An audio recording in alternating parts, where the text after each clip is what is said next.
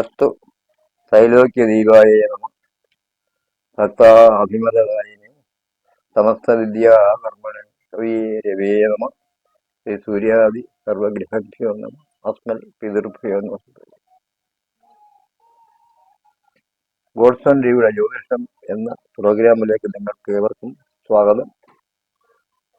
നിങ്ങൾ ആദ്യമായിട്ടാണ് ഈ പ്രോഗ്രാം കാണുന്നതെങ്കിൽ സബ്സ്ക്രൈബ് ചെയ്യുക, ഷെയർ ചെയ്യുക, ലൈക്ക് ചെയ്യുക. നിങ്ങളുടെ സുഹൃത്തുക്കൾക്കും അല്ലെങ്കിൽ ഷെയർ ചെയ്യാൻ മറക്കരുത്. ജ്യോതിഷ സംബന്ധമായ ഏത് കാര്യങ്ങൾക്കും ഏത് വിഷയങ്ങൾക്കും നിങ്ങൾക്ക് ഈ താഴെ തരുന്ന നമ്പറിലേക്ക് ബന്ധപ്പെടാവുന്നതാണ്. പരിഹാരം നിർദ്ദേശിച്ചാൽ നിങ്ങളുടെ നാളും പേരും ഈ കമന്റ് ബോക്സിലേക്ക് ഇടാൻ മറക്കരുത്.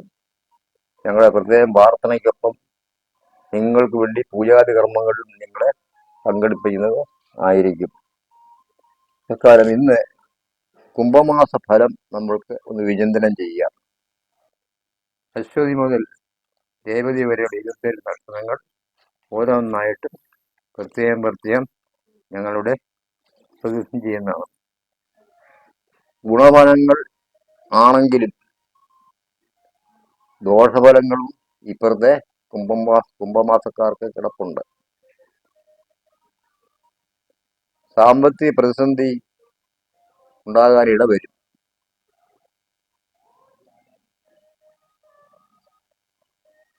ദീർഘായുസ് ഉണ്ടാകും. എവിടെ ചെന്നാലും നേതൃഗുണം ലഭിക്കാൻ ഇടവരും.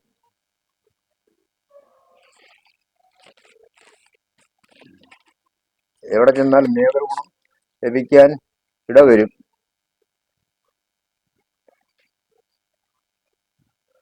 സംശയ ദൃഷ്ടിയുടെ മറ്റുള്ള വീക്ഷിക്കുകയുള്ളൂ.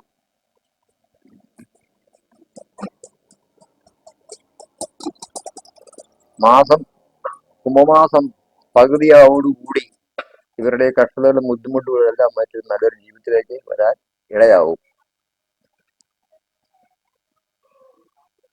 സന്താനങ്ങൾക്ക് വിദ്യാഭ്യാസത്തിൽ ഉന്നത ഉയർച്ച ലഭിക്കും.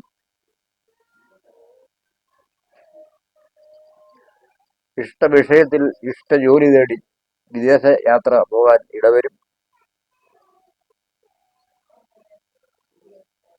പുതിയ വീട് നിർമ്മിക്കും.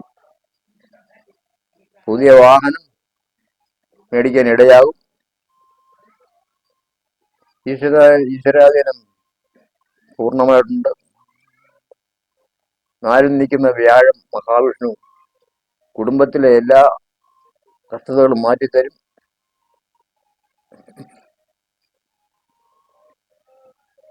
കുടുംബ സ്വത്തുക്കൾ വന്നു ചേരും. കുടുംബത്തിലുണ്ടായിരുന്ന സ്വത്ത് സംബന്ധമായ തർക്കങ്ങൾ മാറിക്കിട്ടും.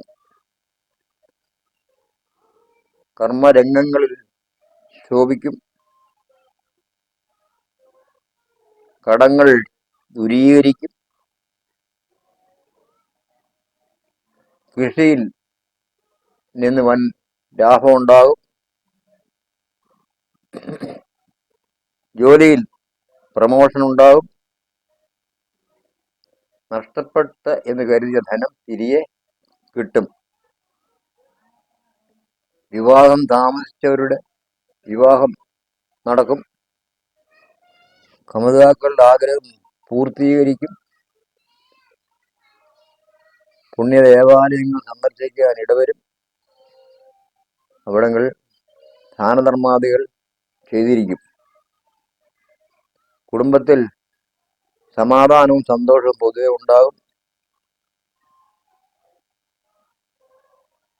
കുടുംബ തർക്കങ്ങൾ പരിഹരിക്കും.